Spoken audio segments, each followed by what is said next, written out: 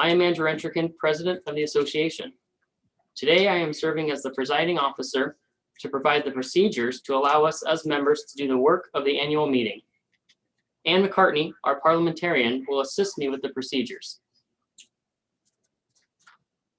Authorization for holding a virtual annual meeting such as Zoom was given by Governor Inslee's COVID-19 Emergency Proclamation 2051, which suspended the requirement that virtual meetings be authorized in the bylaws. Thus, we are able to have a virtual meeting with the eligible members present on the virtual meeting be considered as present in person. Early in the meeting, it has been usual to read the rules that govern the procedures in the meeting. Instead of reading that entire list, the president reminds the members of the requirements of those rules, maintenance or decorum and civility. That Robert's Rules of Order, newly revised, is the reference for all procedures not in the bylaws and laws. Of speaker time limits of speaking twice, no longer than 3 minutes.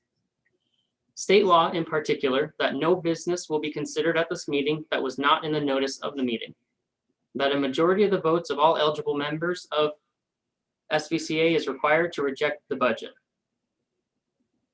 Because of the unique nature and requirements of the Zoom platform, there are some additional procedures that need to be agreed upon.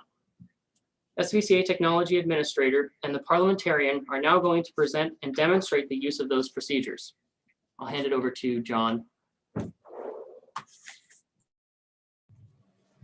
So the procedure for this, if you need to make a parliamentary procedure request, is to use the Q&A feature in Zoom. Down at the bottom of the screen here. If you are on a PC, it should also be present on mobile. There is a Q&A feature. And if you'd like to give that a try right now, please feel free. Looks like we've already had a few requests come through Q&A. But if you'd like to test that out, just type in, for example, point of order or point of information into the Q&A, and we would respond.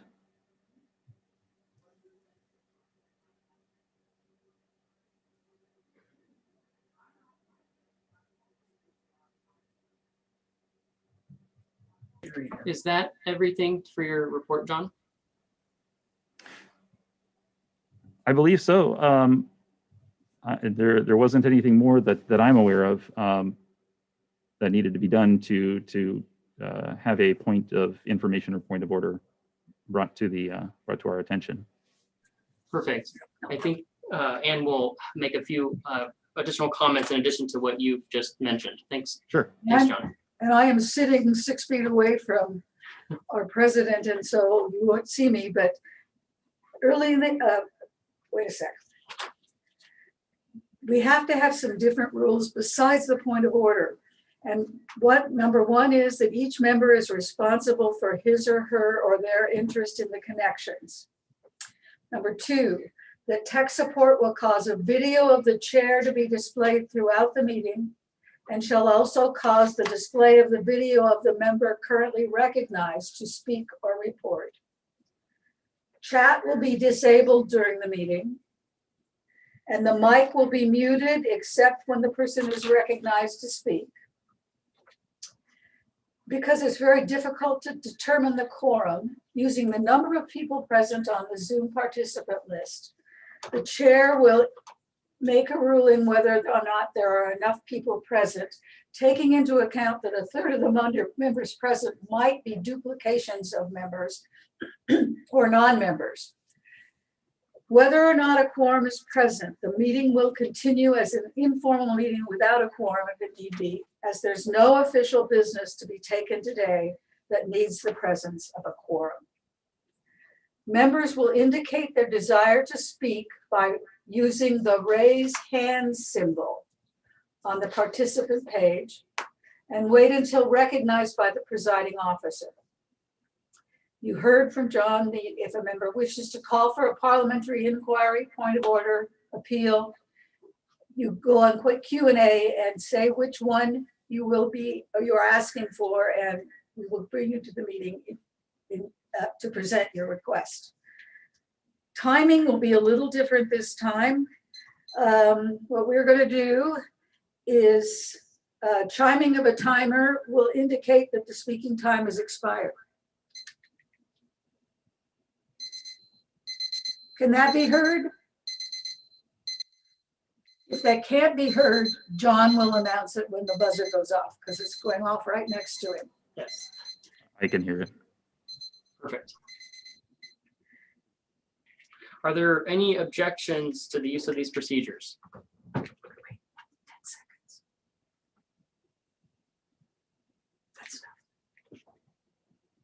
Perfect. Along with your president, the following board members are present at this meeting. Joshua Bowens, Vice President. Paula Birchler, Secretary. Karen Borchert, our Treasurer. Andrew Tischletter, Sergeant at Arms. Leslie McRoberts, Scott Walsh, Steffi Jones, and I believe Rob Gibbs and Rich Bailey, although I can't see everyone on Zoom. I want to thank all of the board for their service this year. We especially want to recognize and thank the outgoing board members, Karen Borchert, Leslie McRoberts, Rob Gibbs, and Scott Walsh, although he is running, so we may see him again. I want to remind the board and the members that this is a meeting of the general membership, not a meeting of the board of directors. Board members are participating here in the meeting as ordinary members of the Sudden Valley Community Association. Unless they are giving a report or have been asked by the chair to respond to a particular question, any board members wishing to speak will seek recognition any member does. I'd also like to introduce Joe Akla, our general manager, who will introduce other management and staff present today. Go ahead, Joe.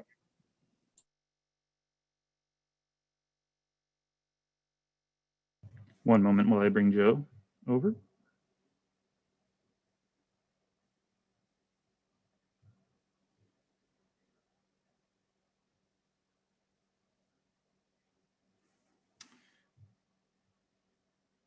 Well, we will bring Joe in, and hopefully this is Joe Akla. Joe? Do I have the correct Joe here? Hi, John. I'll fix your name here for you. Okay. I'm good to go. Yes. All right. Good afternoon, everyone. At this time, I would like to recognize our current management staff. Rachel Tucker, HR and Admin Service Manager. Joel Heverling, Accounting Manager. Bruce Bishop, Maintenance Manager. Norm Smith, Public Safety Manager. Maddie Otley, Recreation Manager. Jacob Close, Turf Care Superintendent. Ryan Krulak, Director of Golf. The other key staff that we also have, John Kerr, our IT Administrator. Jenny Torres, ACC Coordinator. Lauren Shingley, Member Services. Oryx Batista, Admin Specialist. Andrea Herrig, Marina and Reservations. Gil Martinez, Accounts Receivable. Angie Huggins, Accounting Clerk. Davey Higashi, Accounts Payable. And Kevin Leduc, Head Golf Professional. That is all of our staff. Thank you, Joe, and thank you for the staff who are here today. Now our secretary, Paula Birchler, will certify the quorum.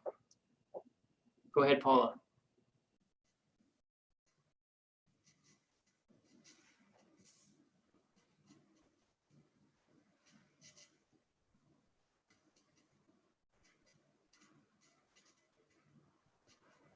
Can you hear Bringing me? Paula over to the meeting.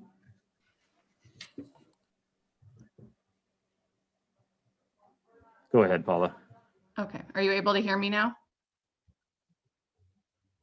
Yes, we can hear you. Okay. As of 1:07 this morning, this afternoon, there were 60 participants present on the Zoom meeting.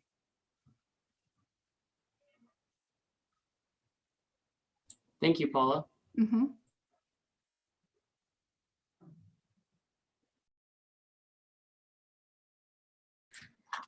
The chair rules that a quorum is not present, and this will be an informal meeting with introductions and reports and the announcement of the unofficial, until certified, election numbers with no formal decisions made. According to state law and Robert's Rules of Order, the inability to conduct business does not detract from the fact that the rules requiring the meeting to be held were complied with and the meeting was convened, even though no official action could be taken. The secretary will report on the proof of notice of annual meeting.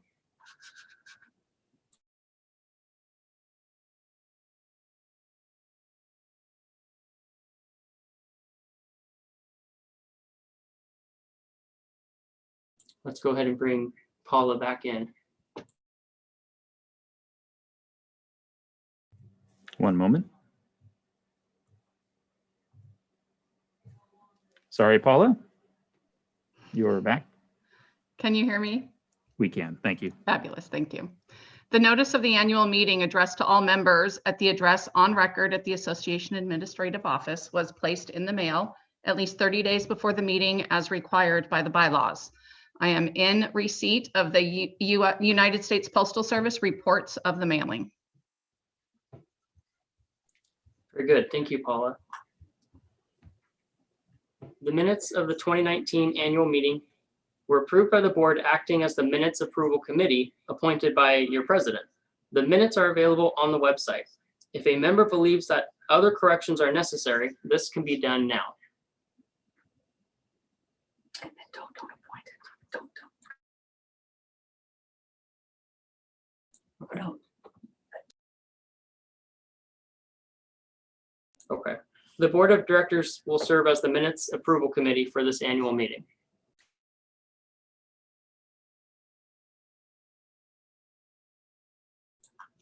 The next elections, the next item on the agenda include the introductions of the candidates running for election. Here is Linda Bradley, Chair of N&E, to comment on the election process and introduce candidates.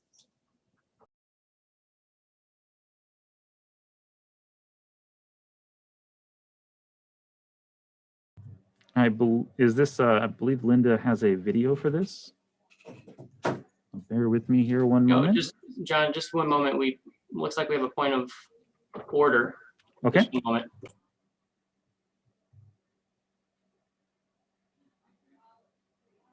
Yes, there is a point of order. Okay, I will officially hand this over to our parliamentarian to respond to the point of order. It is impossible to ascertain if all 60 people are members of the association. And thus, the chair has been advised that it might be wise to have the informal meeting instead, and that is his ruling. If you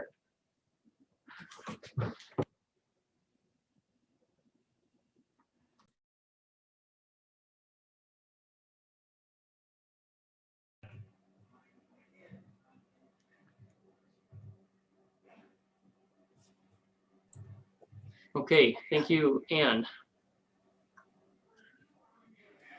Mr. President, does that answer the outstanding questions that are in our Q&A? One moment while I review the Q&A, John, just a moment.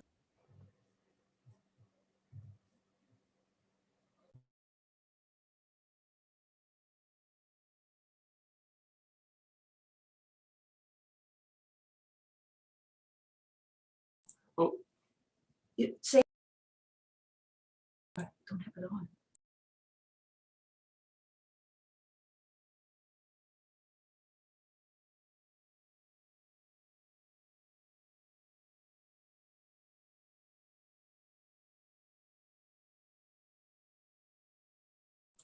so I think what we heard from our parliamentarian is that if we had 100, we would be able to for sure know that we have a quorum, and we're at roughly 60 from what the secretary told us.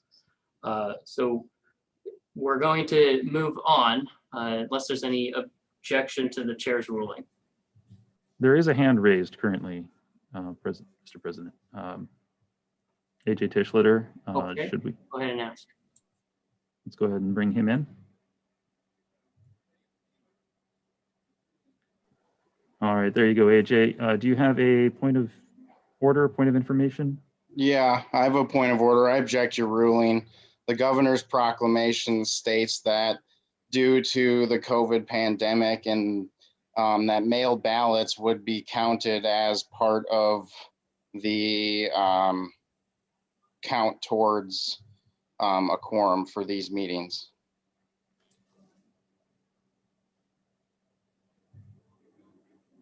Ask for help. And also there's 60 people here. And so I believe that your decision is a bit arbitrary and you have no basis to say that these people aren't members. I highly doubt non-residents are participating in our Zoom AGM for fun.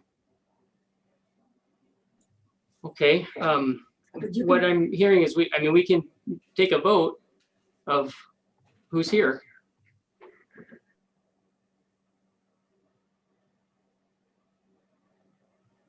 Or I can go ahead and reverse the ruling and say that we have a quorum. Say you.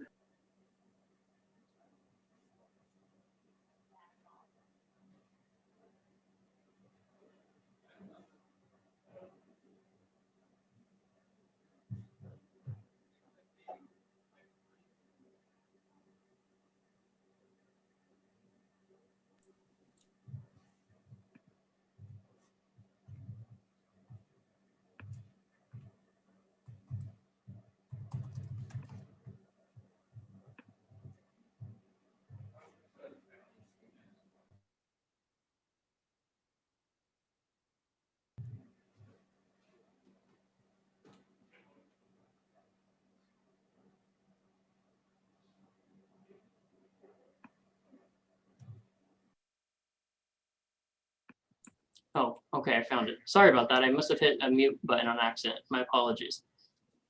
So one option was to have a vote of everyone here, but I can also just take that back and take that ruling back, and we'll just confirm that we do have a quorum. Does that sound good to everyone? Oh, okay. We will just do that since we're in a unique situation with the Zoom environment.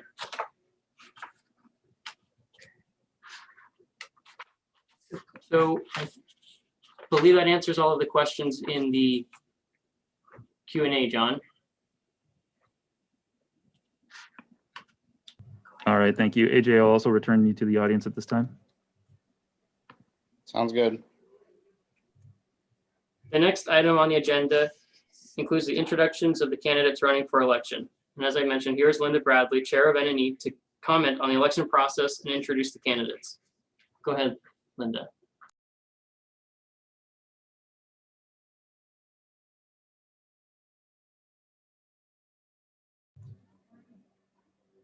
Mr. President, I believe we're still waiting on Linda to return from the vote count. Bear with us here for just a minute. John, is there a tape that was submitted by Linda? Or a video recording? There is a video that she did provide us. That's what. Yeah, Would you let's like go to- ahead and roll that video, please.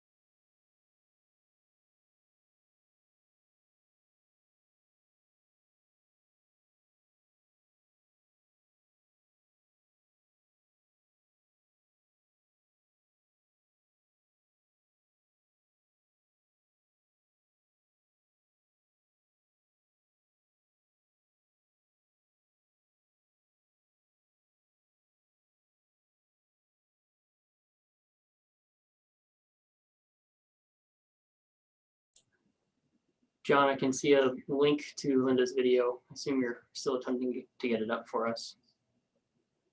Wait another little bit here.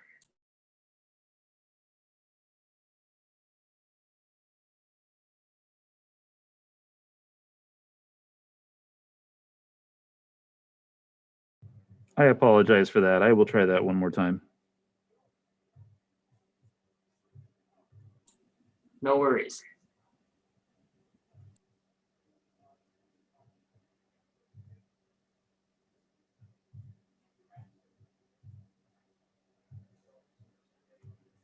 How's that?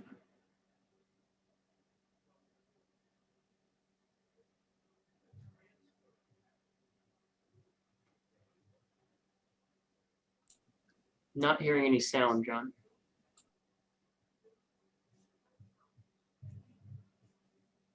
No audio, huh? Hmm.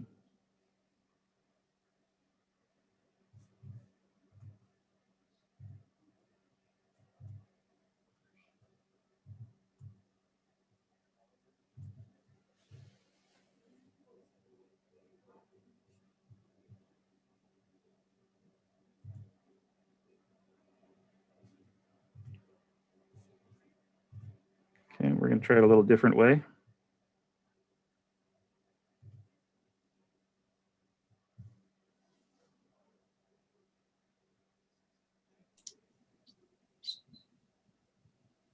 Still no luck, John.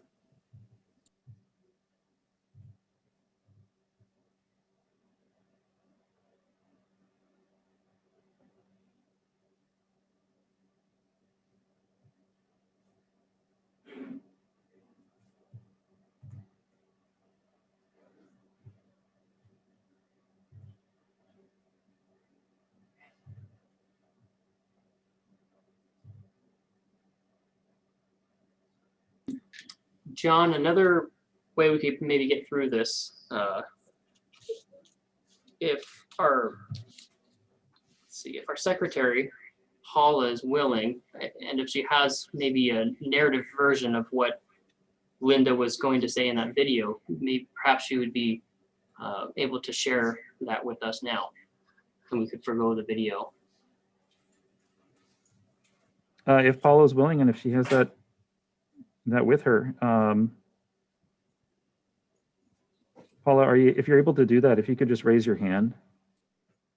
I'm not certain as to why this is not working for us.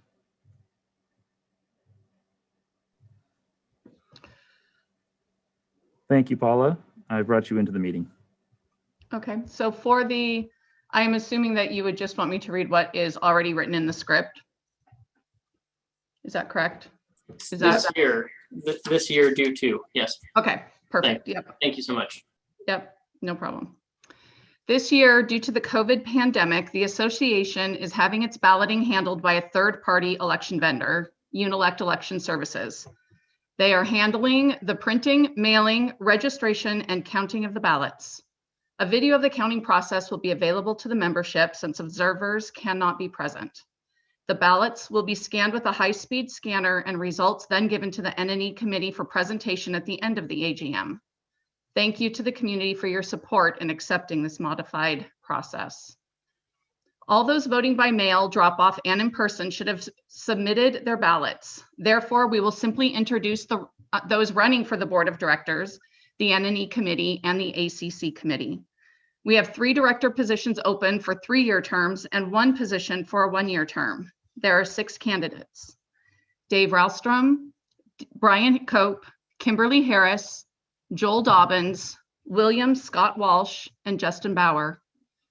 The NNE committee consists of 5 members and is charged with soliciting nominations for candidates to serve on the association board and the nominations and elections committee and the finance committee. There are 3 candidates for 4 positions: Michael Wadsworth, Nancy Allenack, Steve Workman. The NNE committee may appoint additional members to fill any committee vacancies. There are 3 candidate positions for 7 positions. Sorry, I skipped down a little bit. There are 3 candidates for 7 positions. Bruce Arendt, Keith McLean, and Karen Williams. Any additional members needed to fill the committee will be appointed following the rules of the governing documents. Thank you, Paula, for your help. And Yep. thank you for everyone running for these positions. We'll move into the financial measures. The new business to come before the assembly consists of 5 measures, 1 financial and 4 bylaw amendments. You received the explanation of each of the measures in your elections packet, and you had the opportunity to attend Zoom meetings on the measures and amendments. So measure number 1, shall the SVCA's 2021 annual consolidated budget, which provides for a total revenue of $6,377,470 be approved or rejected. The chair calls upon Karen Borchert, the treasurer, to present the budget. Go ahead, Karen. There you go, Karen. I've brought you over. Okay, can you guys hear me? We sure can. All right, good. So our budget is broken into 2 main categories. We have operations, which is day-to-day maintenance and ongoing things, and then we have capital. So our operations, from that, we have $2,076,112 budgeted from dues revenue. An additional $391,029 budgeted for the operations special assessment, which was approved through a 2018 AGM. And then non-dues revenue in operations, which includes things like golf revenue, marina revenue, and a few other smaller categories, in the amount of $1,266,690. Against that revenue, we have budgeted expenses. Let me back up one second. So that is a total of operations revenue of $3,733,831 budgeted for 2021. Against that revenue, we have budgeted $3,733,831 in operations expenses, for a budgeted net income from operations of $0. The next category is capital, and these are things which cost more than $2,500 and have a useful life of more than 1 year according to our capital policy. These come in 3 separate funds, which is the Capital Reserves Repair and Replacement Fund. For 2021, we have budgeted dues income of $1,291,413. For the Roads Reserve Fund, dues income of $1,328,259. And for the Mailbox Reserve Fund, $50,296. And the expenses for any of those capital that would go against any of those capital funds are approved individually and funded individually as a decision by the board. This brings us to altogether for developed lots of $144.31 per month for developed lots and $134.67 per month for undeveloped lots, which is the same dues as were assessed in 2020. And that's all I have for the budget.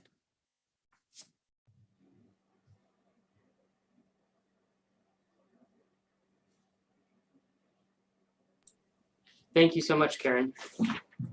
Is there Thank you, any Karen. discussion? Remember, your comments are limited to 3 minutes.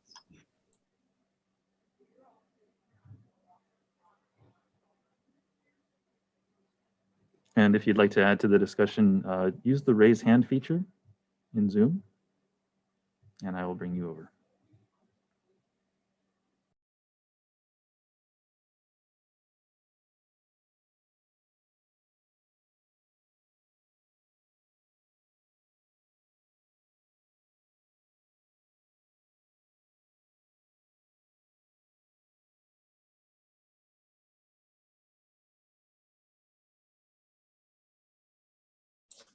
I'm not seeing any hands raised. John?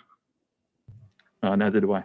Okay, we'll go ahead and carry on. And Karen, sorry we didn't get to see your face. As a reminder for future speakers, when you are reporting or speaking, please do enable your video. Thank you.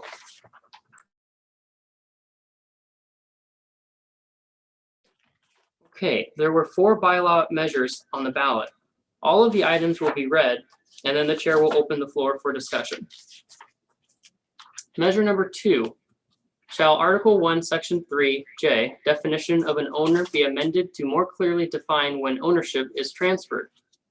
Measure 3. Shall Article 2, Section 2, annual general meeting of the bylaws be amended to allow for member petitions to be presented and voted on at an AGM?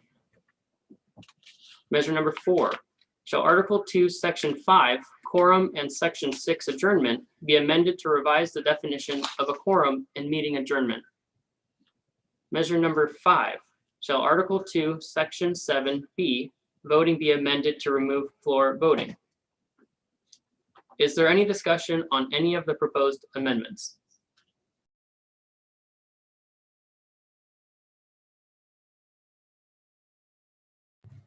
And again, if you'd like to add discussion to this, just use the raise hand feature. I do have Nancy Alianek. I'll go ahead and bring you on over here. And we do have you in the meeting now, Nancy. Thank you. Direct initiative is a powerful tool for individual Please enable your members. video, Nancy. Sorry to interrupt. No, I don't have my video on, Oh, okay, thanks. but this will be short. I think direct initiative is a really powerful tool for members to have their voices heard because it avoids going through a board or any other kind of governmental body. And I acknowledge that bylaw 3 is clumsily worded. So if this fails, I promise you, I will try and rewrite it into a more acceptable term for the membership, because there's no reason for it to be as convoluted as it is. But it's direct initiative is really worth having. Thank you.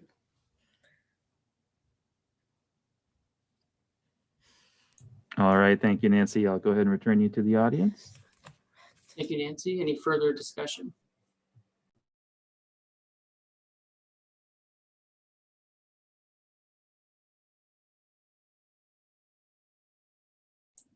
Hearing none, I will move on. That concludes presentation and discussion of the measures that have been voted on. Next, we will have reports from committees.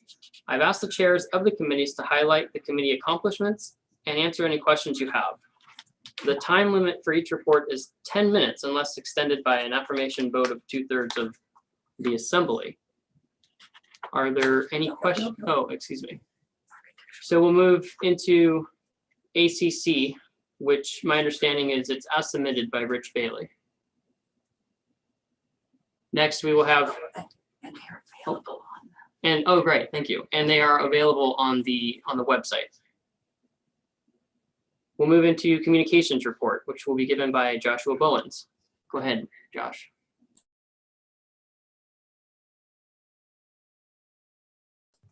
All right, Josh, I brought you on over to the meeting. Okay. Do you have a start video option in the corner there?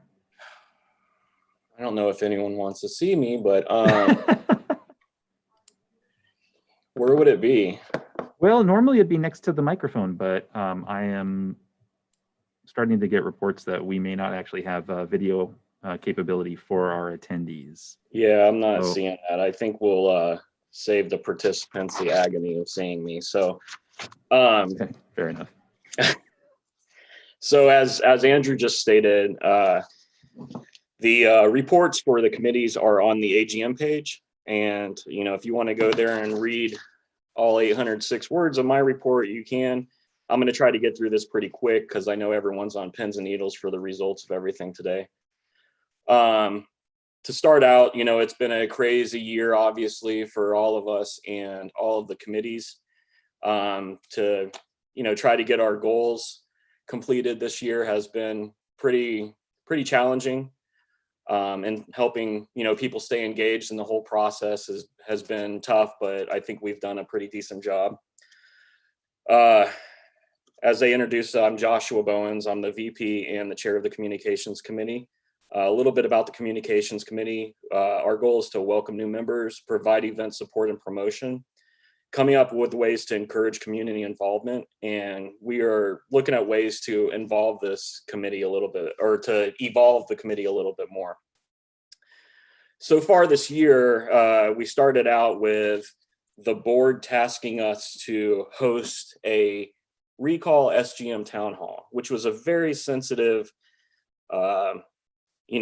thing in the valley here. So we wanted to approach it with care. And so what we did is we allowed, different voices to be heard, and we collaborated with N&E. I helped create a format with our parliamentarian, Ann McCartney, who eventually hosted it. And that happened on Saturday, January 12th. Next up on our list, we had the Bellingham High School Town Hall. This, obviously, COVID canceled this, but I think this would have been a really fantastic event. We met with the Bellingham High Vice Principal. This event was to kind of give students and parents opportunities to interact with educational leaders and faculty, and to answer common questions about, the journey from middle to high school. And, I'm sure all of you remember how uncomfortable that can be. And also touching on subjects of mental health. So we're hoping to have this, sometime next year, pick it back up.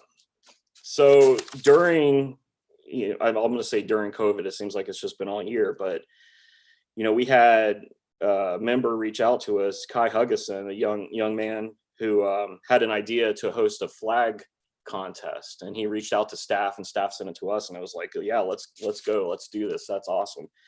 So we had a contest, and we had so many awesome entries.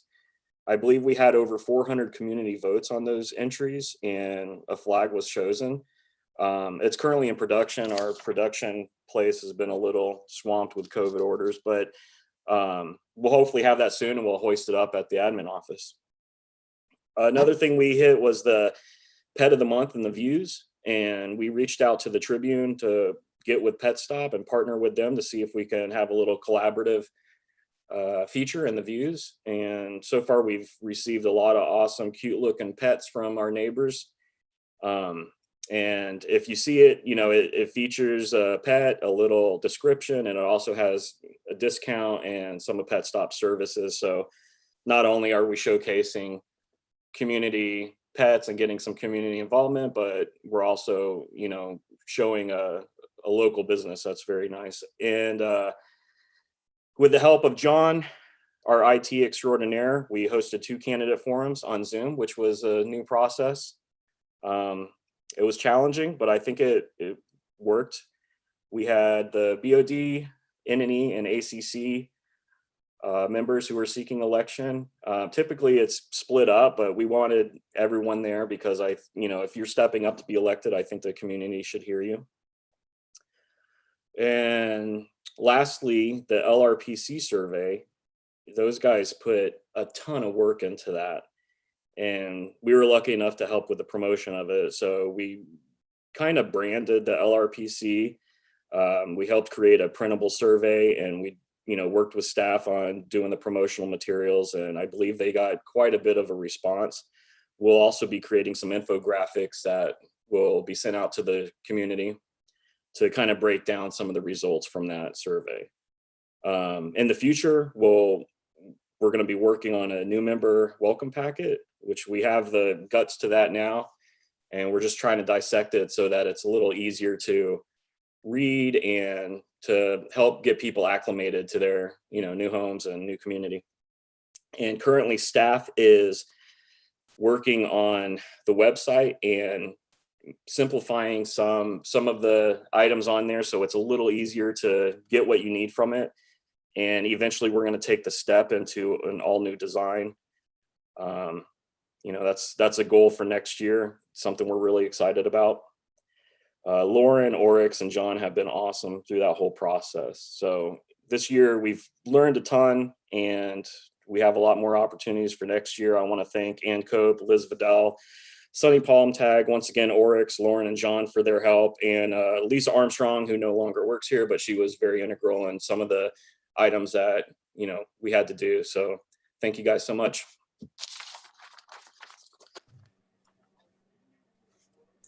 Thank you, Joshua.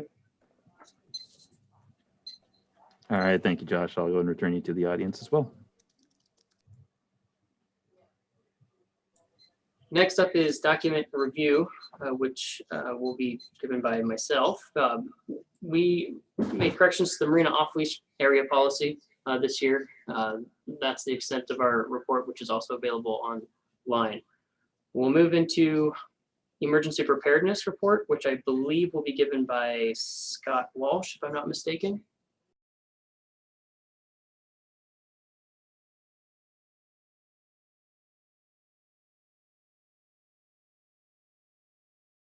All right, bringing you over, Scott.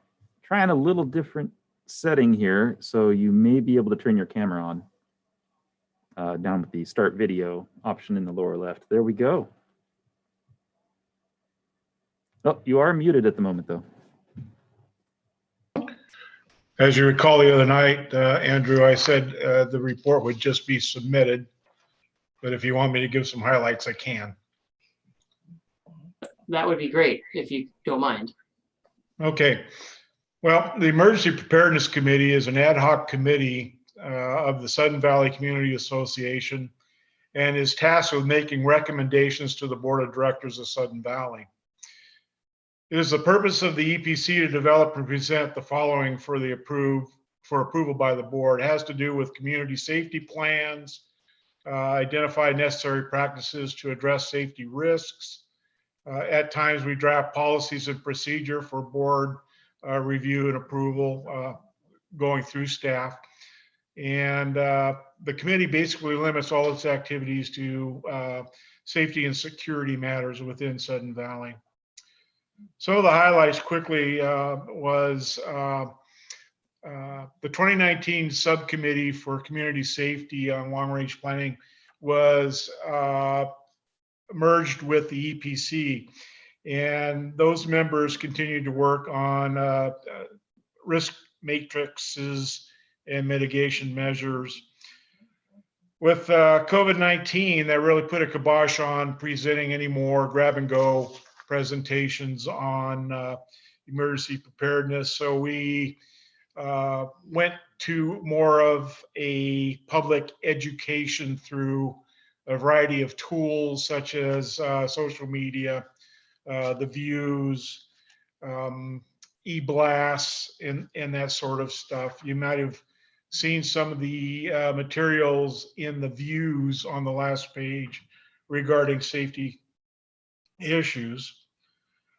In July, unfortunately, we had a chair resign, and there was a new chair that was elected, and that was me. We moved into we had the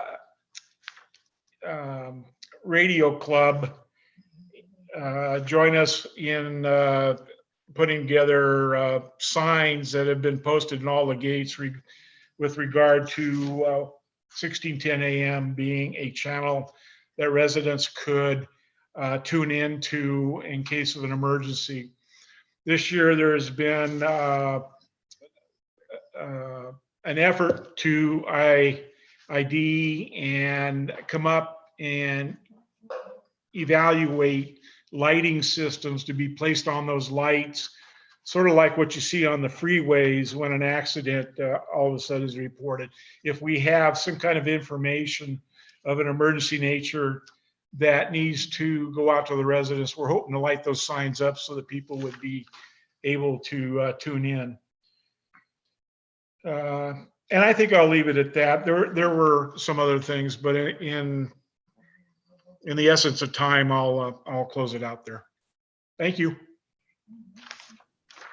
Thank you, Scott. Appreciate that. Thanks, Scott. I'll go ahead and return you to the group of attendees here.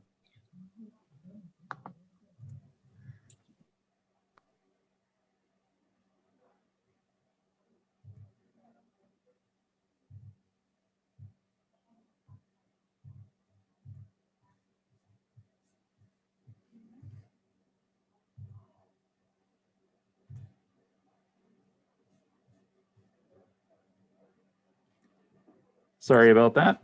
We should have you back there, Mr. President. No worries. Thank you. Okay, so I don't know if you heard me or not, but the next step is long-range planning report, which will be given by AJ Tischler. Go ahead, AJ.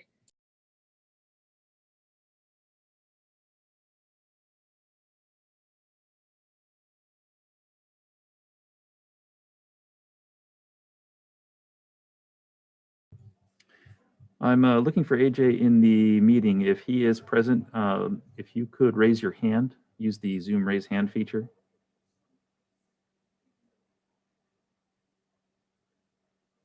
He may have had a temporary internet hiccup, perhaps. Okay, that's all right. We will come back to him. We'll move to Parks and Trails report, which will be given by Karen Forscher. Oh, hang on. Actually, I do. It looks like he is here again.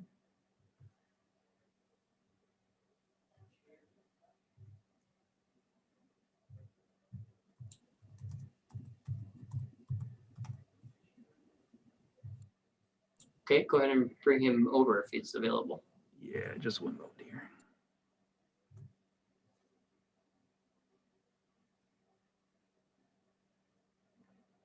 All right, we have brought you in, AJ. All right, can you hear me? Sure can. Sorry about that. My computer just decided to log me out right then. All right, so I was the chair of the Long Range Planning Committee this year. Obviously, COVID had some impacts on, everything that we had planned to get done, but I'll kind of go through the main highlights here. I'd just like to start out on behalf of the Sudden Valley's Long Range Planning Committee. I'd like to thank the whole community for participating in the 2020 community survey that we put out. We had a really great participation rate with the survey, over 30% participation rate on the online survey. And there was over 5,200 written in responses to the survey's open-ended questions. So there was a lot of feedback that came in through the survey. The Long Range Planning Committee has, completed the surveys. We're finishing compiling the results of both the online survey and the mailed random sampling of owners that we did. The committee plans to publish a short summary of our preliminary findings from the survey in the December issue of the Views. And at that time, we'll also be, posted to the website and all of that as well.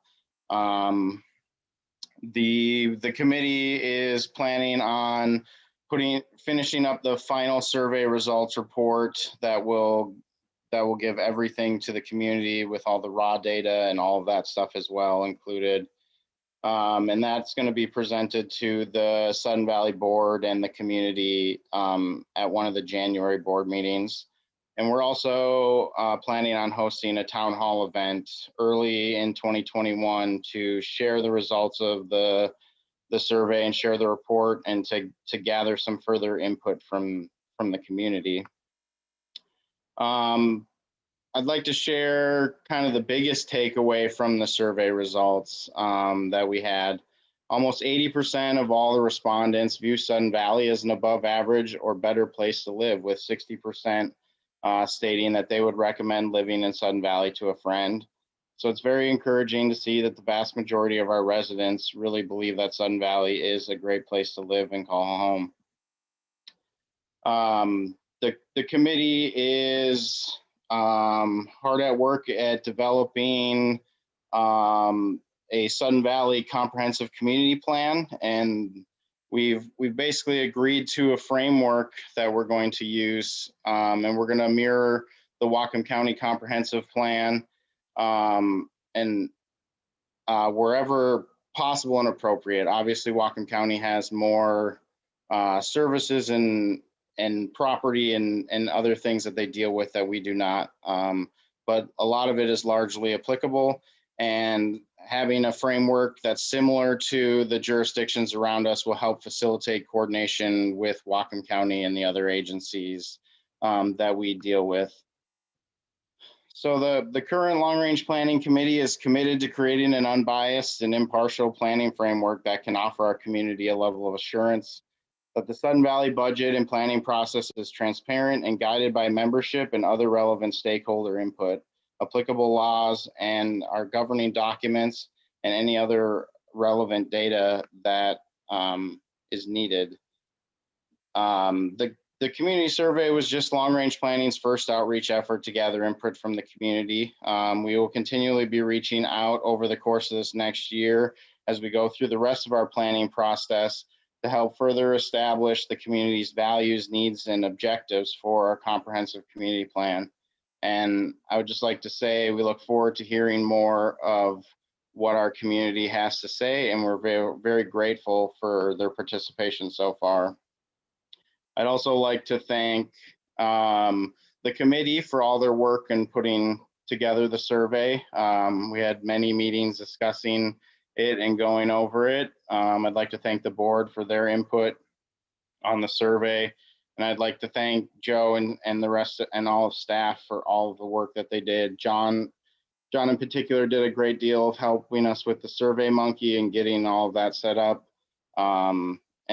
And also, as Josh stated, I'd like to thank him for helping design the graphics and everything. And also a shout out to those community members who took time out of their day to go shake signs on the side of the road and try to gain additional awareness to the survey being available to the community. And so that's all that I have.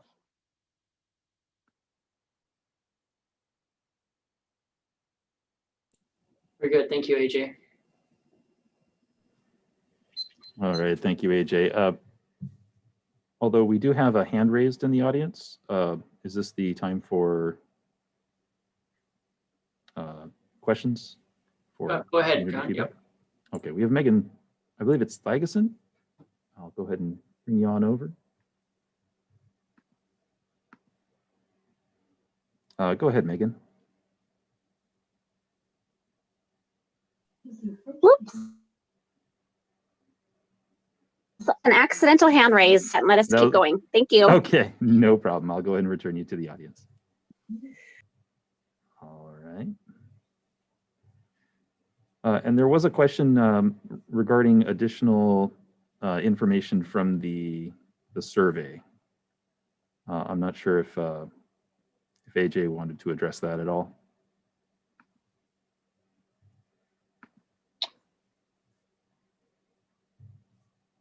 Are you, sorry, I'm looking. There was a Q&A. Scott Walsh's question. Yes, sir. Yeah, Scott, I'm not going to get into the details of every little survey result at this time. We are putting together that preliminary, report, and it'll be out shortly with the final report to follow. And yeah, if there was a good discussion at our last long range planning committee meeting in October that discussed a number of the survey results and stuff. Not everything is super conclusive necessarily, and some of it requires the committee to discuss further and dive deeper into the data.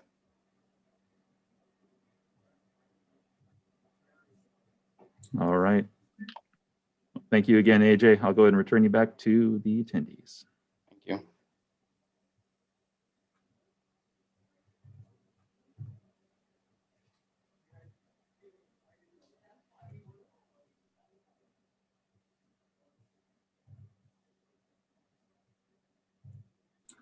I know that the other question is about a beat I think it's probably on our end with setting the timer after every speaker. So we'll move to Parks and Trails report, which will be given by Karen Borcher. Go ahead, Karen. Okay, we'll bring Karen over again.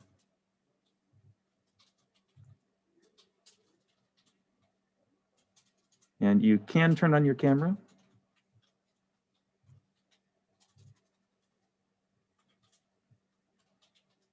There we go. Although you are muted at this time. Okay, got it? Can you hear me? You got it. All right, good. Thank you. So good afternoon.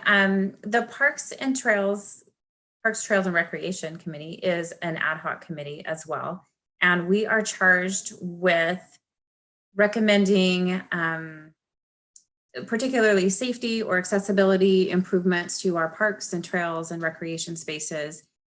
Also helping to prioritize how funds from the special assessment are to be spent, particularly the wording of that special assessment was that we would improve one park or trail per year. We're actually ahead of that. We're about a little over 2 years into the special assessment, and we have completed the refurbishment of 5 park and playground areas with the help of a little bit of capital funds and several trails, at least 3 that I know of over the last couple of years. And that's also thanks to some help with some very dedicated volunteers. So just to go over the highlights from this past year, the community center playground renovation, which was one that was funded in part by capital funds, was completed and is now open. The Cascade Park renovation, which is in Gate 3 on Sudden Valley Drive, behind the mailboxes, one set of mailboxes there, was also just recently completed. And that included not only the fall area underneath, which has been a safety concern for all of our playgrounds to make sure we had adequate fall area coverage, but also some new and updated playground equipment was put in there. We have updated our master parks plan, and that is posted on the website. And we now have created a new master trails plan, and which can also be found on the website. And there are as GPS, an overall GPS map, which not only has our parks and trails, but many of the other amenities and just points of interest, such as not only our parks and trails. We have 20 parks and approximately 10 miles of trails, but includes the boat launches, where the swimming beaches are, even our free little libraries or our blessing boxes. It says where the kayak racks are located, where our sports courts are, etc. Over for trails, Lake Louise Trail continues to be improved, particularly addressing drainage issues where the places where flooding would happen when we have heavy rains or just several days of rain in a row, which is typical in the winter. The Lake Louise Road Trail was improved as well as the area-wide trail improvements. And looking forward to 2021, with us being so far along in playground improvements, we'll focus kind of on more what we call open space parks and improving the trail systems within those parks. So for instance, Beaver Ridge Park. We are possibly looking at some improvements to the Marina Beach Park, and also repairing, which at this point we are looking towards that being done in-house, repairs of the cracks by staff of those sports courts, not the resurfacing that we looked at earlier in the year. In addition, we're looking just continually to improve access to our parks and trails, particularly off-street parking for some of those. So improving the trailhead parking spaces or some additional gravel spaces off-street for some of our parks. At this time, I'd like to recognize our Parks and Recreation staff that have done such a great job just continually keeping things updated and maintained, as well as our committee members, which there's too many to name. We have several committee members on our committee. We have community volunteers, especially those trail volunteers that prior to COVID were out there working hard on a weekly basis. And And also the Whatcom Disc Golf Club on our report, which you can see on the website, they're not technically part of our committee, but we do communicate with them frequently. And you can see all of the updates that have been goings on with disc golf there, as well as they have been continuing to volunteer and to maintain and upgrade that space to and for all of the volunteers that just are committed to helping improve our recreation spaces and our parks and trails. Thank you.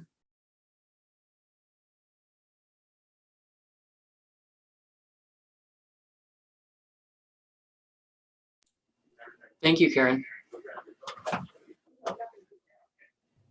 All right, thank you, Karen. I'll go ahead and return you to our attendees.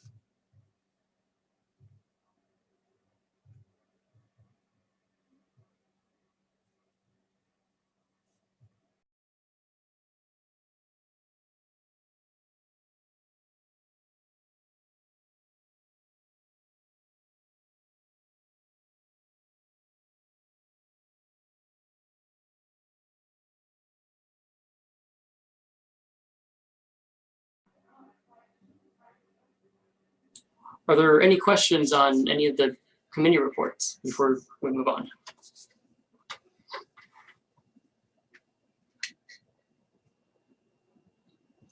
Okay, not seeing any. So that concludes the committee reports, as the finance committee report will be given as part of the treasurer's report. I will now make my report as the association president. So I just want to say that it's been an honor to serve as your president this year, and I appreciate the opportunity to serve in this capacity.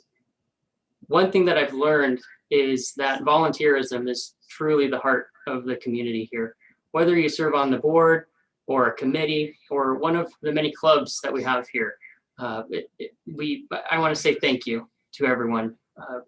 It means a lot to me and to all of us. You can tell walking around, you can see the good work that all of our volunteers do here around the community to make it a better place to live.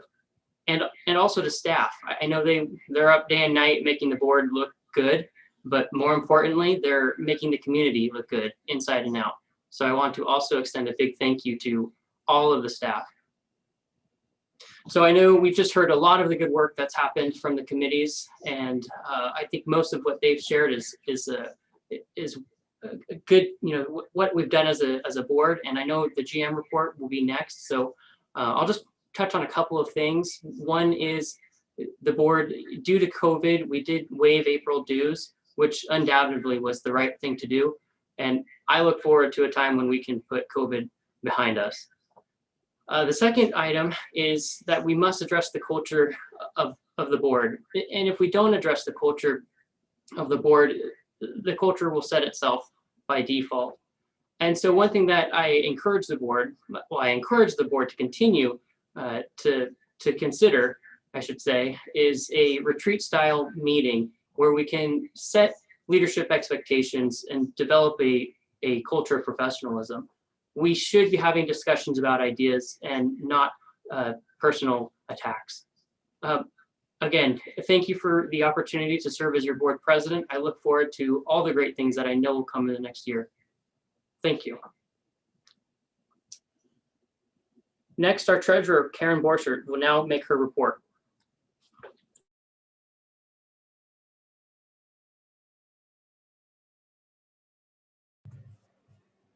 All right, bringing you over once again, Karen.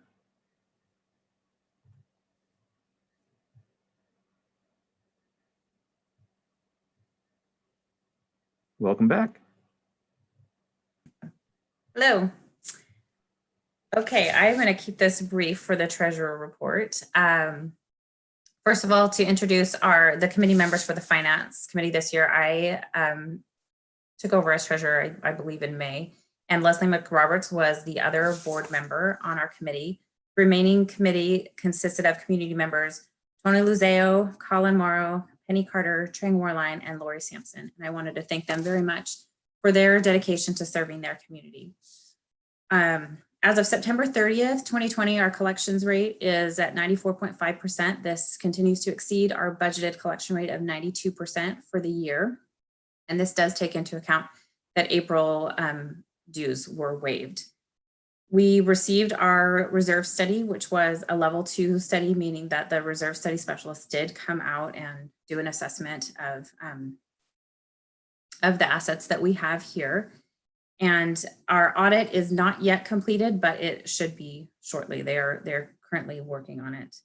Next, I wanted to highlight some of the major projects that have been worked on. So from the SURF fund, we funded and approved and funded and completed a replacement of the quiet pool pump house equipment, as well as some community center security cameras, which now they're able to tap into the existing system that we have. They were kind of a separate thing before. We replaced the turf care trim mower and some utility vehicles. And we also approved the marina dock and gate arm, but those projects are not yet completed. They'll be done over the winter and into the spring of next year. And just as a reminder, any funds approved beyond what actually is spent for any particular project, once the project is closed out, those funds then return to the appropriate reserve fund. For roads, we continued with the ditches, culverts, and swales project, which is an ongoing project. And major road work for this year were 4 culverts that were due for replacement according to our 10-year plan. We also approved funding for extensive pothole repair and the replacement of the Windward Drive retaining wall, which is, I believe, almost completed. And also some stormwater mitigation related to that. Also, we recently approved emergency funds for the cleanup and stabilization of Gate 28 following a landslide there. For UDR, in previous years, UDR had been commonly used to cover expenses such as hazard trees or snow removal beyond what was budgeted. This year, I'm pleased to announce that we have only used $5,940 of UDR, and that was for a previously approved contract with Ken's Cozy Kitchen for some help that they provided in the community center, and this was prior to the closing of it due to COVID. And we did have a major snow event this year, but that was not requested UDR funds to cover it. Instead, that was absorbed by the maintenance department. And if you look at any of our financial statements, you'll see that the maintenance department itself is over budget due to that. However, although 2020 provided some significant challenges and unprecedented changes to how we operate due to COVID, many of our facilities were closed. Either they're continued to be closed or they were closed for some short amount of time. We waived dues, as has been spoken about before, which resulted in approximately $200,000 less in operations dues than was budgeted. We do anticipate at this point that in operations, we will be approximately break even for the year, meaning that our expenses will not exceed our revenues for the year.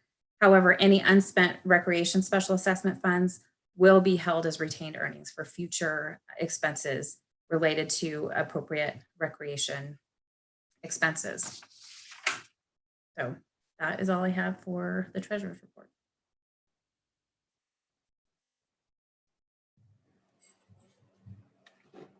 There is actually a question that came up in the Q&A I'm actually curious about as well. What's UDR stand for? Or what is UDR? Yeah, undesignated, I believe it's revenue, and probably someone's going to correct me on this, but essentially what happens is when we have written off collections, so we've assumed, accounts are past due and then we later collect on them, then that goes into UDR for operations. There's a few other categories where it could come in there as well.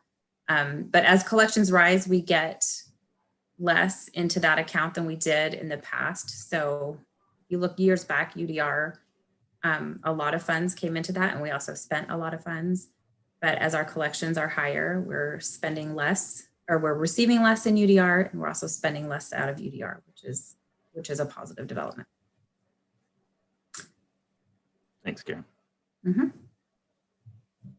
There are a couple of other questions actually that are coming up in Q&A. I'm not sure if you'd like to address. Let me look at Q&A and see if I can answer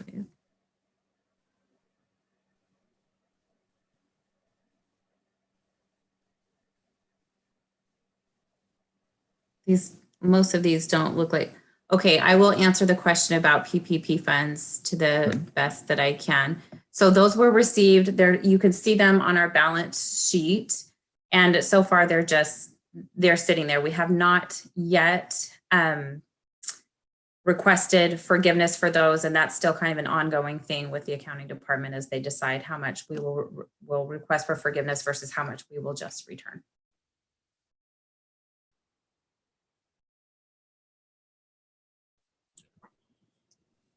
Okay, thank you, Karen. Thanks. Thanks, Karen. I think there was one. Oh yeah, UDR, undesignated reserve, I believe. Okay, now we will move into our general manager's report. Go ahead, Joe. All right, bringing you over, Joe.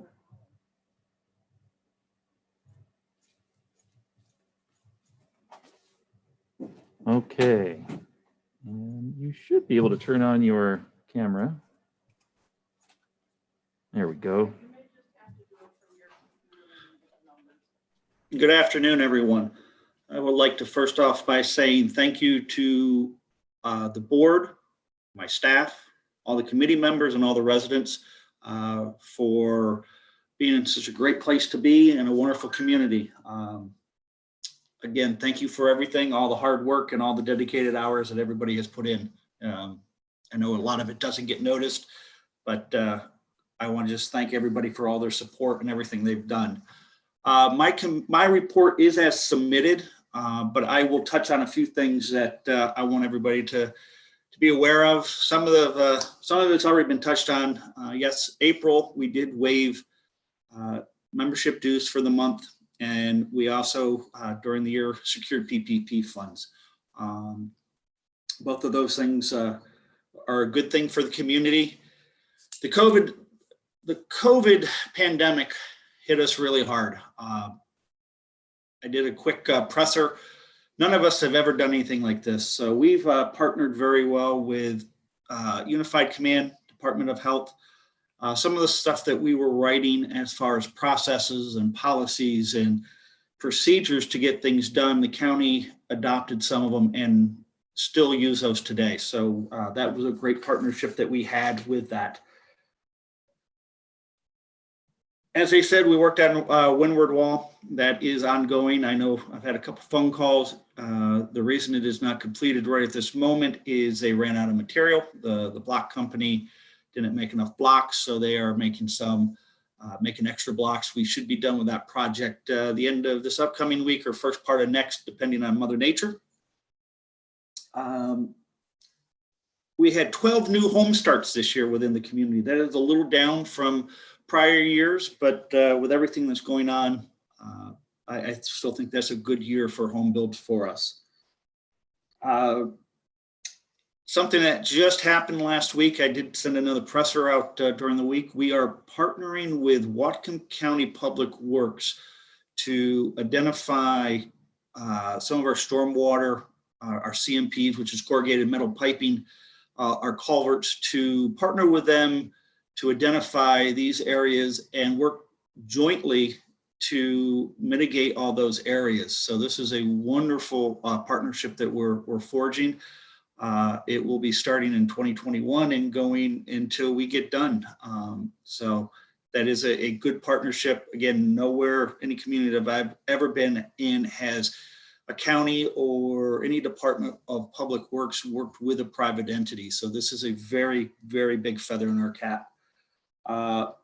Golf is trending right now to hit the number that they did last year. Again, a lot of that is Mother Nature dependent, but if it holds true, we should hit that number. With that being said, we were closed 42 days of the year, and we had minimal golf outings, and we had no Canadian border. So for this to happen is a very good thing for the association. Mr. President, that is my report.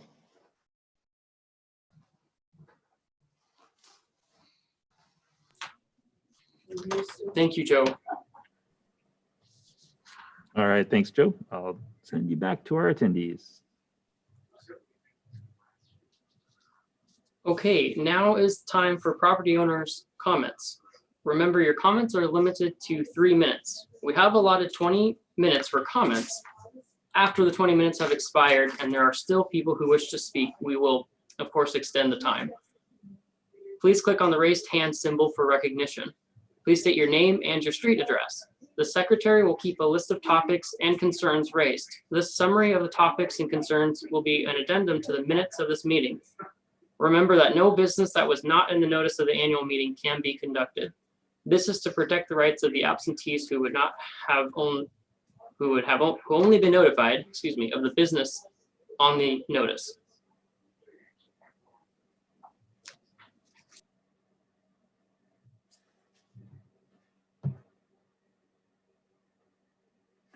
So again, if you would like to speak, just use the raise hand feature in Zoom and I will bring you into the meeting.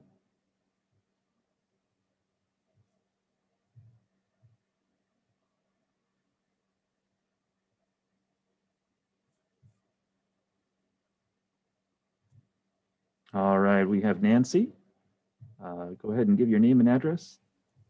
Nancy Alionak, and this is really just housekeeping for John. At 4 o'clock, we're scheduled to have a organizational meeting for N&E. There's no Zoom instructions up. What would you like us to do? I will send those out immediately following this. Thank you, sir.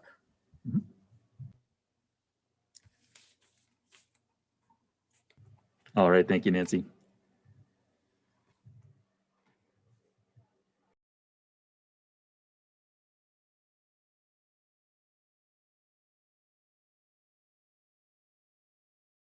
Anyone else?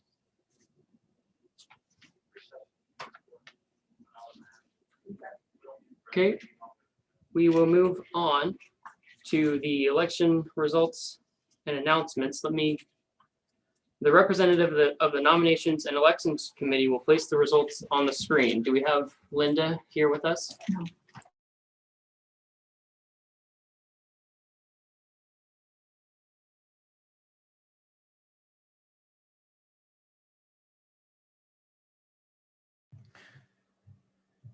President Entrigan, we are still waiting for results.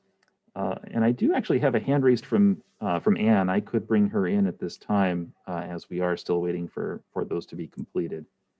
I believe we are also efforting to find what an ETA on results will be today. Okay, sounds like there's a bit of delay to receive the results. And to your point about the hand being raised, let's go ahead and bring Anne in for. Absolutely. All right, I'll bring you over here, Anne. If you could give your name and address, please. Hi, Ann Cope, 52 Louise View Drive. This point is about, so I understand it's a Zoom meeting and it's not a normal meeting, but that doesn't mean that you don't behave as if it's a normal meeting. So as you talk about behavior, I would suggest that the parliamentarian and the board president do not have conversations while other people are speaking. We can't see you on the screen, you realize. So if it were a regular meeting, you would not be doing that. You would not be behaving that way and speaking while other people were giving their reports. So I suggest you don't do that. Thank you. All right, Anne, thank you. I'll go ahead and return you to the attendees.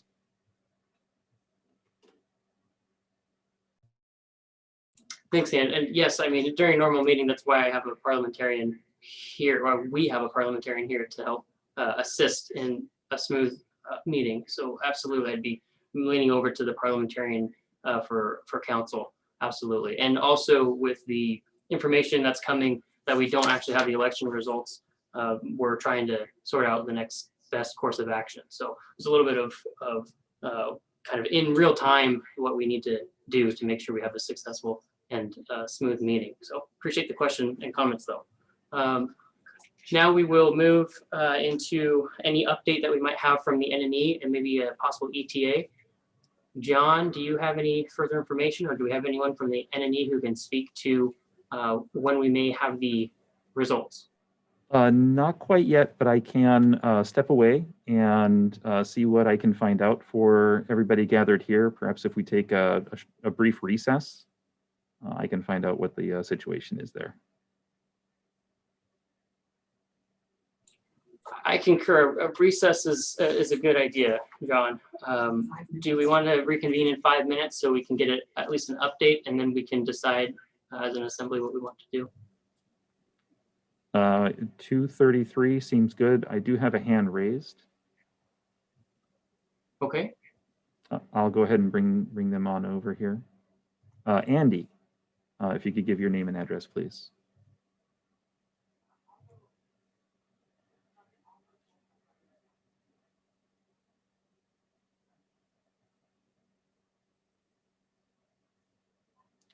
Andy, we've brought you over into the meeting. Unless this is another misclick of the raise hand.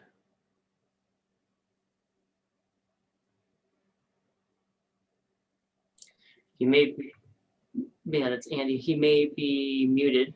Oh, it is unintended. Okay, I will go ahead and return him to the audience. Okay, let's take a short recess then and reconvene at 2:35. But yeah. Okay, sounds good. Everybody get up, stretch, get a drink of water. We'll be back in 5 minutes. Thanks, John.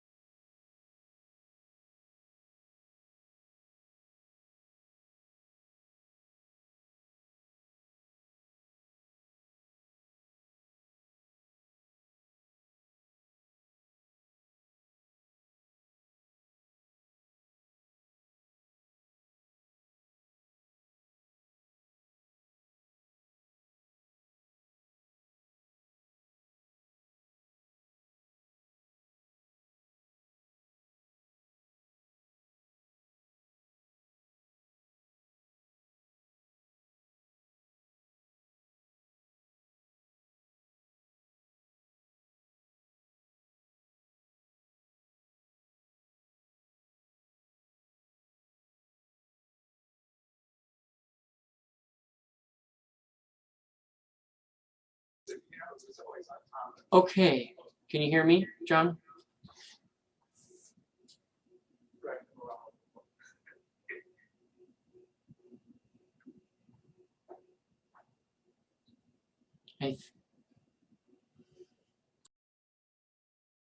Can everyone hear me okay? Maybe not.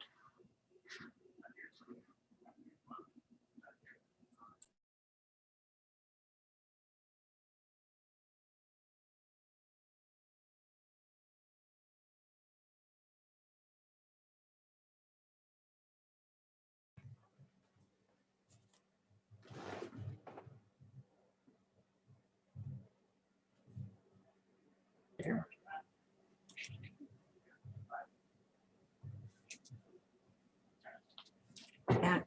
Okay. Jewel, check in with me.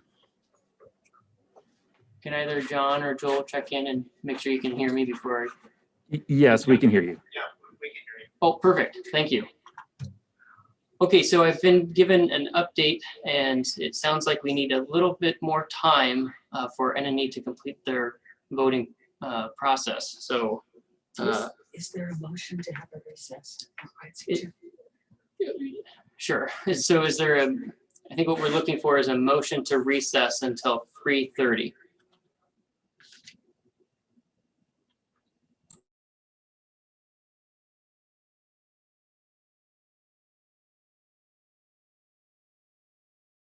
So if you're asking for a member of the community to provide a motion, if somebody would raise their hand using the Zoom raise hand feature, I'll bring you over and you can present that motion.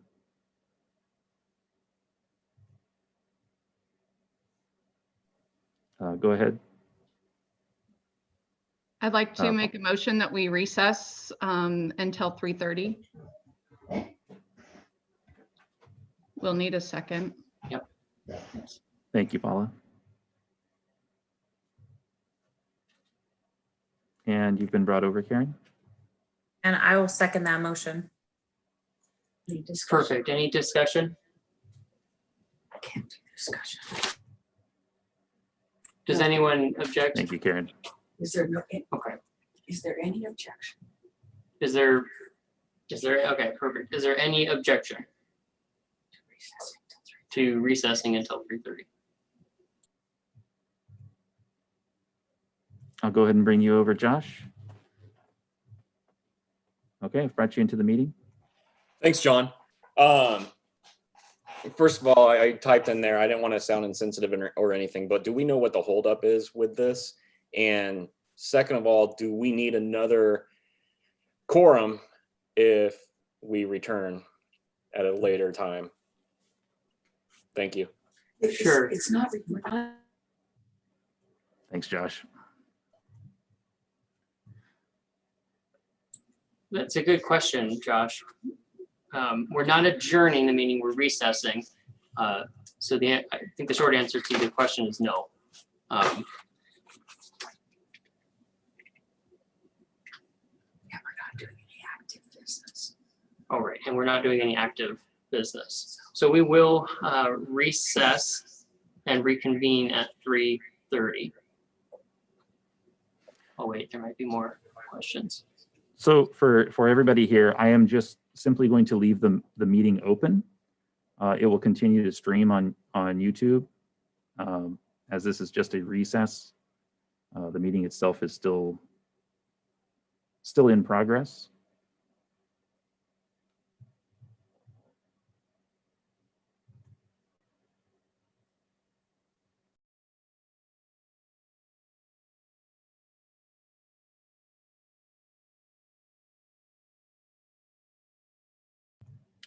And I ran over and I checked with the voting room in regard to the holdup. There was no specificity on that. There wasn't anything specific that they mentioned.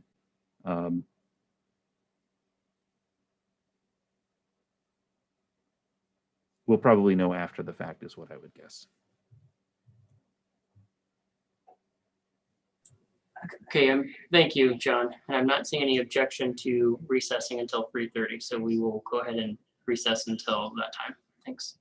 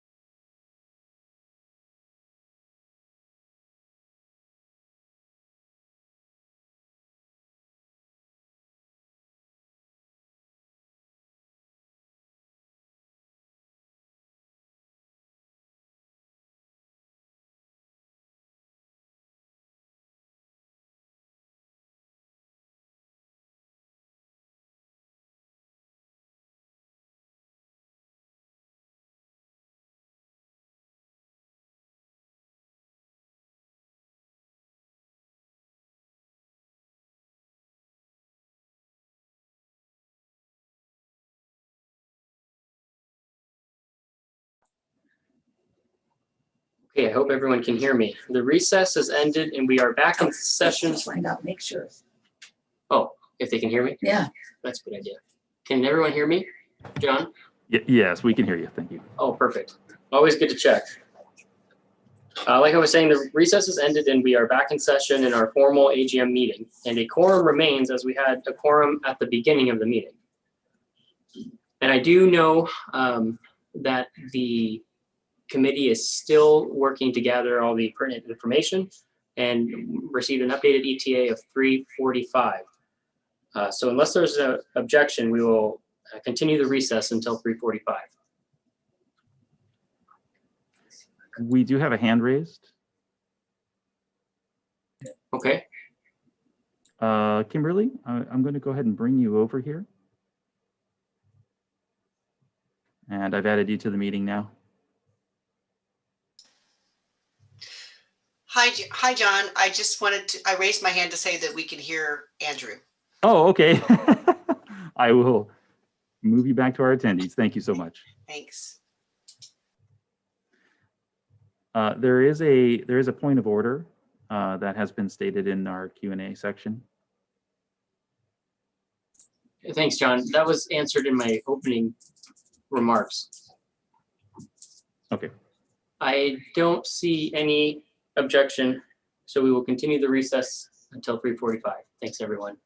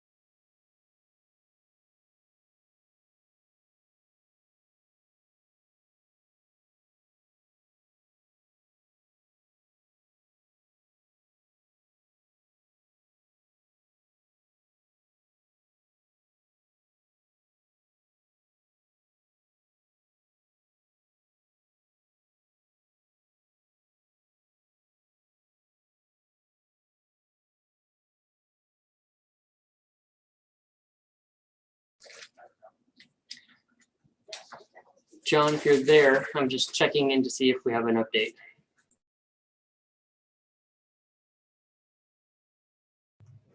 I'm here. I believe we're just plugging the results in. No. Still counting. Still counting. I just have how many ballots? I have not heard a new ETA. I gotta imagine it's close. But they are still counting is what I'm hearing.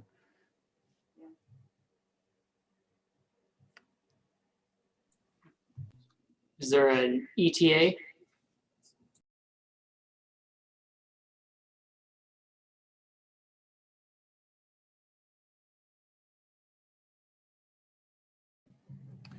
I do not have one at this time. I will see what I can find for you in the community here. Well, it's okay. Oh, okay. Well, unless there is objection, we will continue the recess until 4 p.m. I have a hand raised from Joshua Bowens. I'll go ahead and bring him in.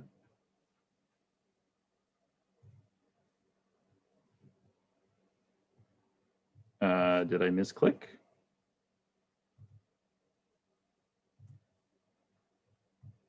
There we go. Oh, I see what happened. You lowered your hand real fast. Oh yeah, I lowered it when you said that. Sorry about that. I don't just run around with my hand up, man. Yeah, I don't think there's going to be any objection, Andrew, to this. So I don't, we don't want to adjourn this meeting at all until we know the results. I agree. Okay, I don't hear any objection, so we will continue with the recess. Again, we're not adjourning. We'll continue the recess until 4 p.m. Thank you. Thanks. Thanks, Josh.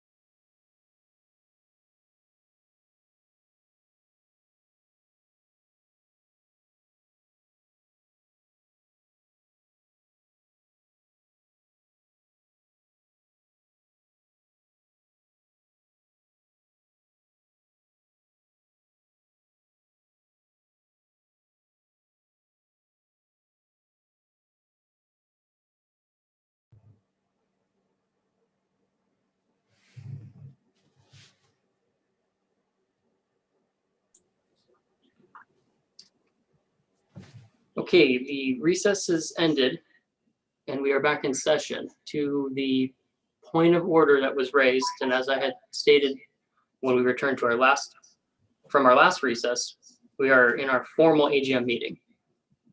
And a quorum remains as we had a quorum at the beginning of the meeting. I'd like to now ask John if we have an updated ETA.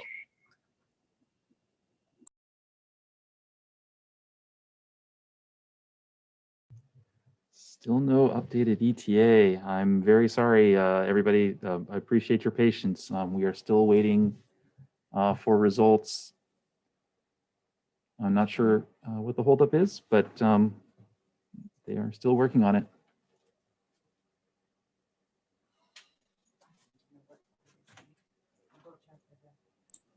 Okay, I think I will get a hold of Linda and at least provide the audience a little bit of an update as to what's going on. Thanks for your help, John. We'll try to tackle this together. How does that sound? Yeah. Let me see if I can try to gather a little clarity from Linda, since we're here in the same building. Oh, okay. Thanks. Sure. Let's see what for.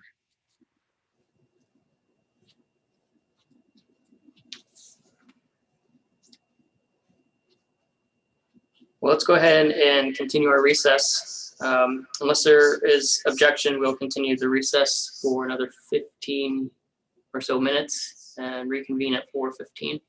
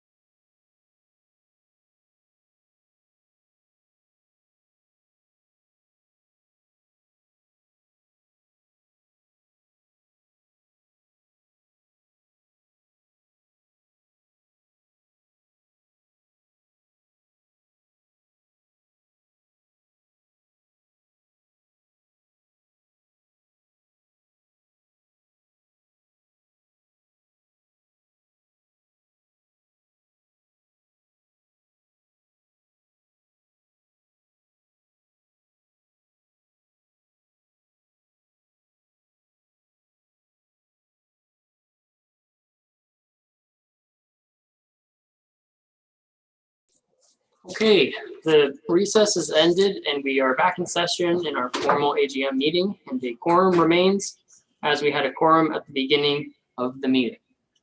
And I see Linda is on here to give us an update from the ballot room. Thanks, Linda, for So being here. where we are is, can you all hear me? Can you hear me? Okay. Yes, we can. All of the ballots are scanned. And right now we're doing the exceptions that are to ballots that have been voted, that people have crossed out one choice, made another choice, and we have to be able to tell which they made. So we go through and determine if we can or not. And if we can't, then we simply void that part. If somebody is overvoted for too many of the board of directors, then that's negated, that whole section. So that's what we're doing. We're getting real close to having a final number, but we have to go through that and take care of all the exceptions. So that's where we're at. Thanks, Linda. Do you have an idea of how long that might take? I'm not sure. When I left, Don is with me, and he was looking at the ballots that are the exceptions.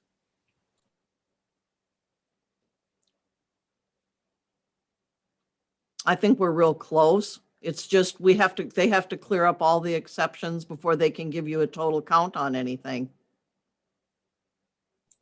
Do you know an estimated number of ballots that we still need to get through? All of the ballots have been scanned. I don't know how many exceptions there are. Okay, we've been going in and out of recess here and coming back in to check in. Do you have a time that you think would make most sense for us to reconvene from another recess? Can you give me till 4:30? Of course, yeah. Okay, well, we will recess then until 4:30 and we'll check back in with you then. Okay, sounds like a plan. Thank you. We'll see you then. We'll see you at 4:30. Okay. Okay. Thank you, Linda. And unless there is objection, we will continue the recess until 4:30.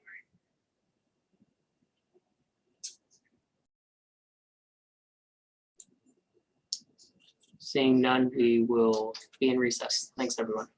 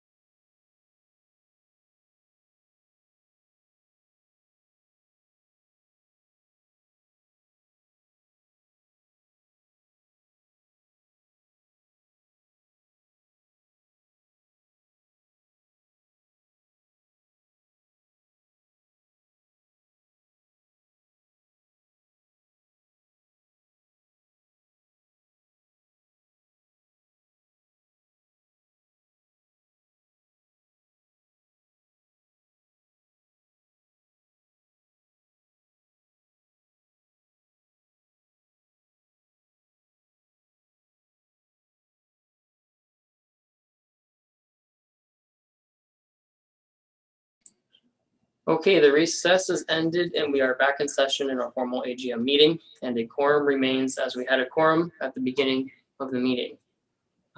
John, if you're there, is Linda available for an update? Linda is still working in the counting, in the vote counting room. Rachel just ran to see if she could get an update from her. We have not, I can tell you right now, we have not received the vote information.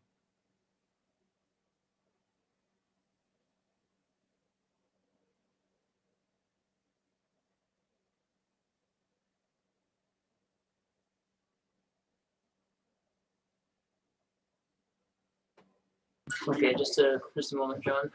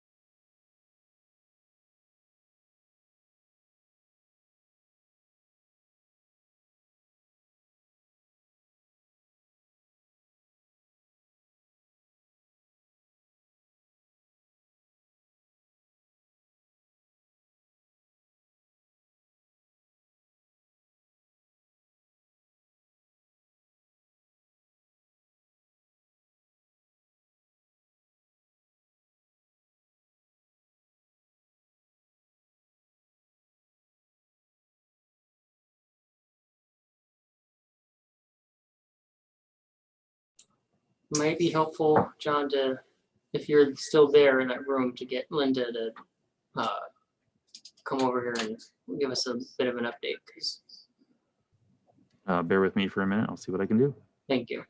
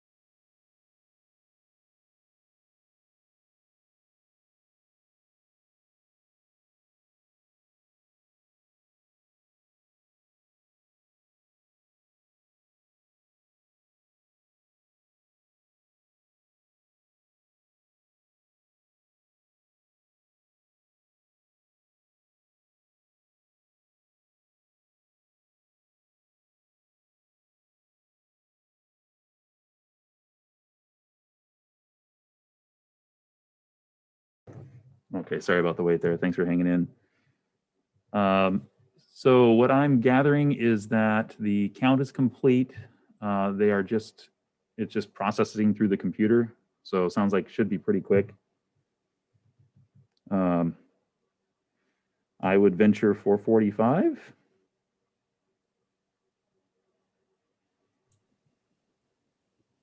Okay, I see a question that is a good one. Do they need any help, or are we, like you said, in the final?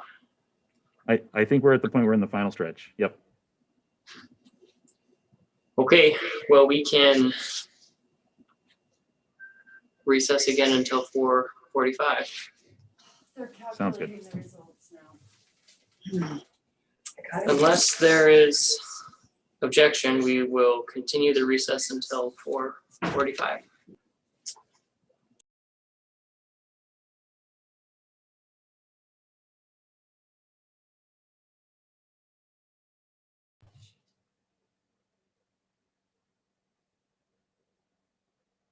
Someone's asking if we should just call it an even 5 o'clock. No, they're calculating the results. We probably need. There's a hand raised. Oh, and the hand has gone down.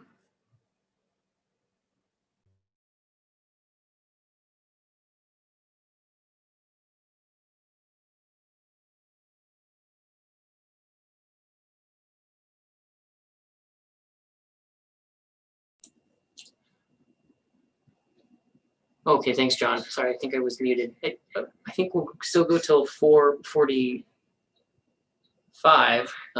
I know someone else had just mentioned that I think our newly elected president is also speaking at 5. So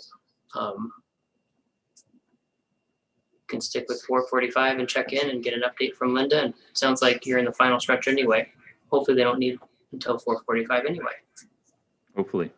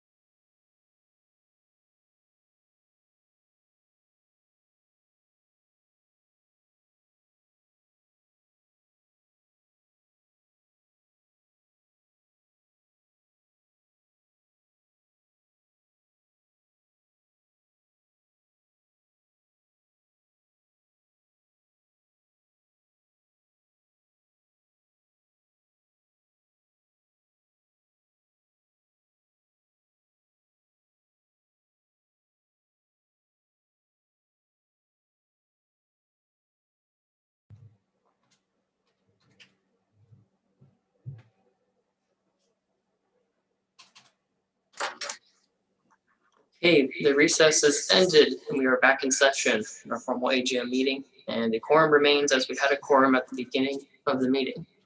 Do we have Linda with us? We do not have Linda with us, but I can see if I can track her down to bring her here. We are just getting the formatted sheet punched up, and it's probably about 2 minutes away.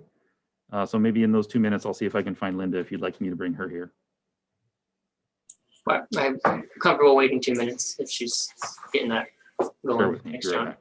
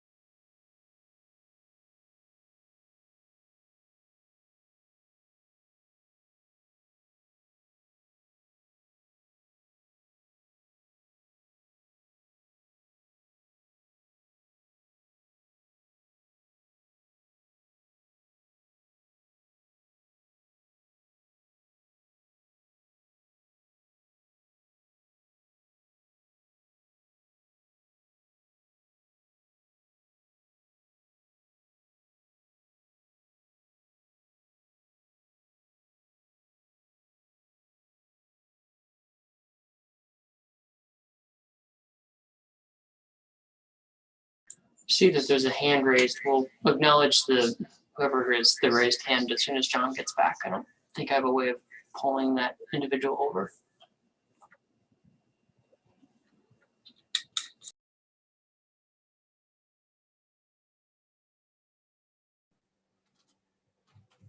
Hey, you've got my mask hair here. We're all done. Rachel is entering the PowerPoint and we have the results. It's just one of the things that's required that if we do this again, we will make sure that we deal with is entity cannot touch ballots. And we could help them open part of the envelopes, but we couldn't help them do the secrecy envelopes and touch the ballots. We just simply, if we use a third-party vendor again, either need to have entity allowed to help with that because it's part of it, or we are allowed to get volunteers to help them when they get here. That's just the problem. You know, there were a lot of votes. And one of the things that was really bad is a lot of people, instead of would put X's in things that they didn't want, and you have to go through and take all those exceptions and try to determine what the person wanted you to vote. We've done that before when we do the ballots by hand. And it's like, sometimes you can tell what their intent was. Other times you can't, but you have to go through and find them all. They have a program that basically finds all the exceptions for them. And we just had to sit and go through those with them. And that's part of why it took so long. But it's done, like I say, Rachel is working now diligently and we should have results up real soon. Appreciate the explanation, Linda. And thank you. But, you know, that's all I can tell you is it is what it is. You know, it's like it's the first time we've done this. The in-person voting went very well, considering that we were as limited as we were. But we know now where we need to improve if we continue to do this again and have a third party do it. So that's about all I've got. Unless you have some questions for me. Sounds like you're just getting the presentation up and we'll see Rachel here momentarily. Yes, absolutely. All right. Thank you so much, Linda. John, before we pull those up, I know that there was a hand raised, although I don't see it any longer.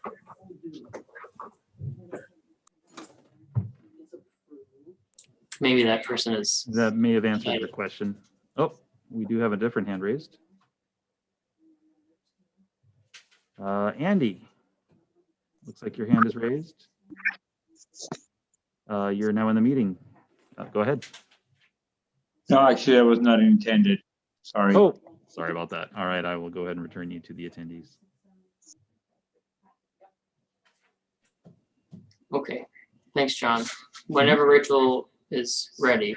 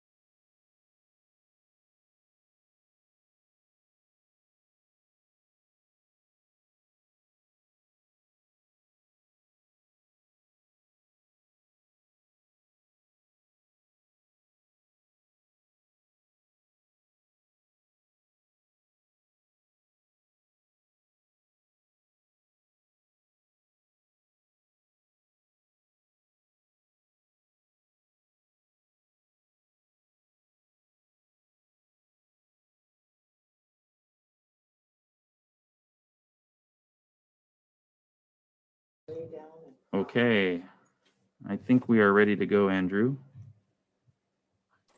Okay, Let me pull this up.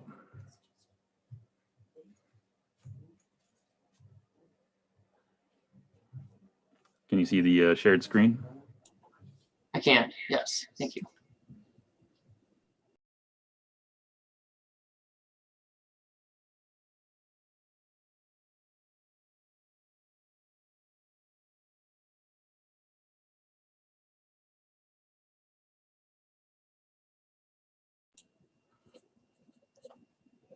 So results of Board of Directors, Dave Ralston at 762, Brian Cope at 891, Kimberly Harris at 882, Joel Dobbins at 844, William Scott Walsh at 643, and Justin Bauer at 919.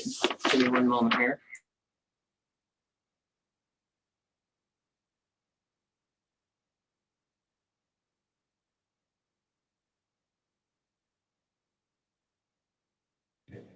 Shall I move to the next slide? No, Just one moment.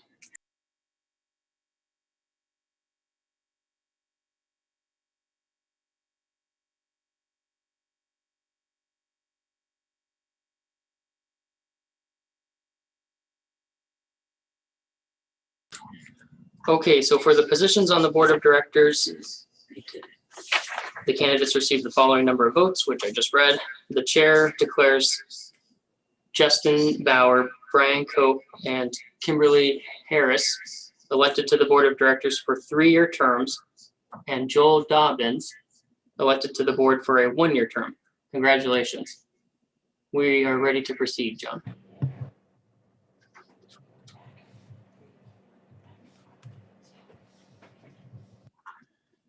For the positions on the Nominations and Elections Committee, Michael Wadsworth, Nancy Alianak, and Steve Workman were elected for 2-year terms.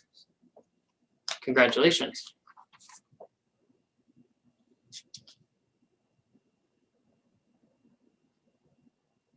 Apologies. Should I proceed? Yes. Please do, yes.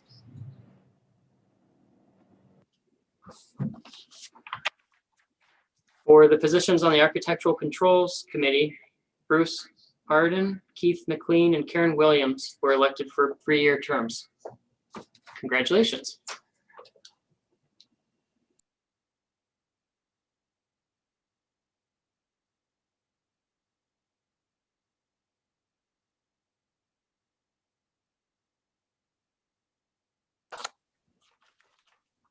Okay, now we're into our measures.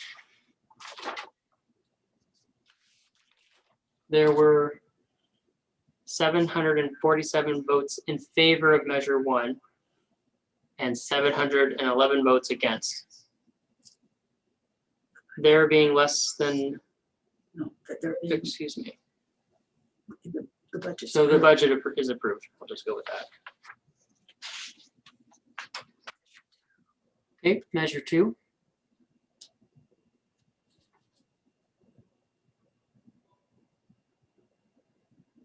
There were 1,153 votes in favor of Measure 2 and 261 votes against.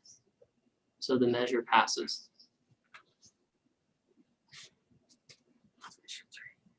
Measure 3.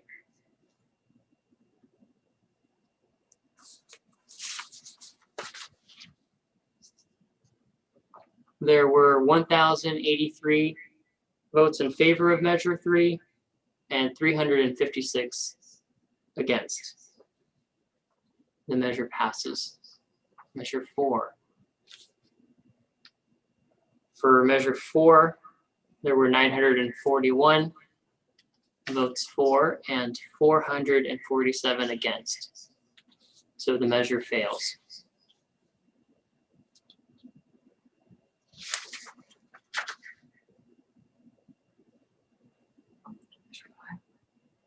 Oh, Measure 5. 956 for Measure 5 and 435 against. So this measure fails.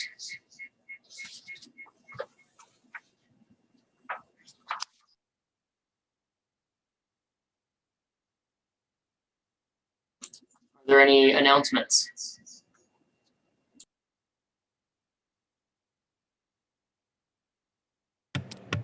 I'm not aware of any particular announcements. I can end screen share and see if there is anything from our attendees, if you like. Yes, please. Thanks, John.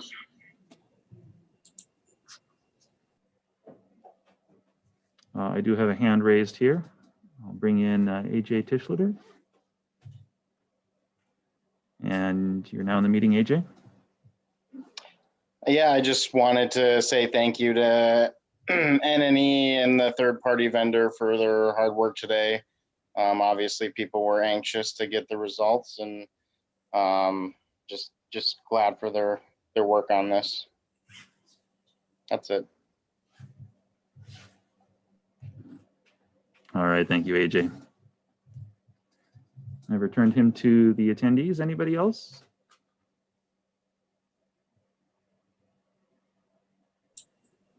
Yes, thanks, John. Anyone else?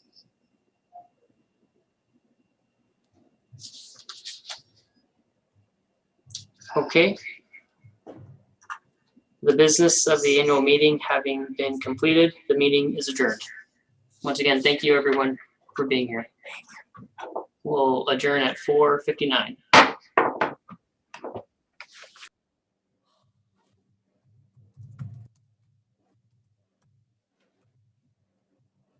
I didn't make them wait 5 days.